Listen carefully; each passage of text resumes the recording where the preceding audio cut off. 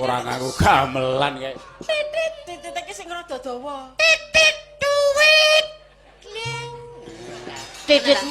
Tititmu ketendeken dawa titit elek yati ayo didawake lek. Samane sing dawa, nggonku tititku cilik kok. Tititku ndek kok. Makayo. Titit duit. Tamar matimu iya. Siti lungas.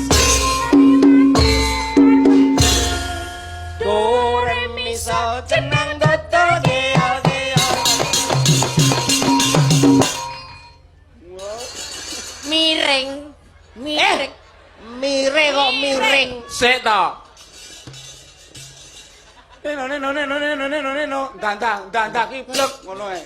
Ayo. Anak mati mulia Siti moyo Siti. Siti lunga pasar sapi mati semar mendem. Do re mi sol jeneng dotol geo geo. Yes. Anu niki mengke lagune rada dawa Mas gitu. Mengke dadi sing rada kepenak ngoten gitu. Dirungokke niku dadi perune iso tekan pundi-pundi ngoten gitu. Soale sing arep ora kompak, supaya kompak kersane yo limbo. Deng-dengen Glek niku kudu aja nganti Mas. mergo Bali dhewe. Do re mi sol ne ayo. Sing kompak do re mi sol. Nah lagi maju kowe. do re mi sol tenang total geo geo.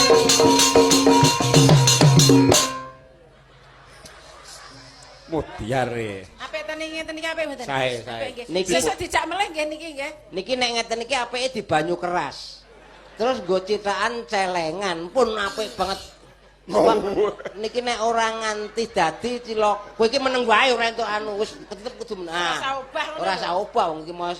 Iki meneng wae kok tanan. Paling ora iki. Balik dhewe gitu. Waktu terang bulan udara bersinar terang.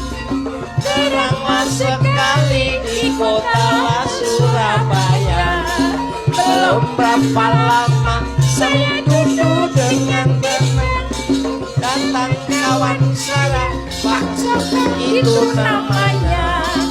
Ayo Rame-rame kita pergi Tanjung Perak.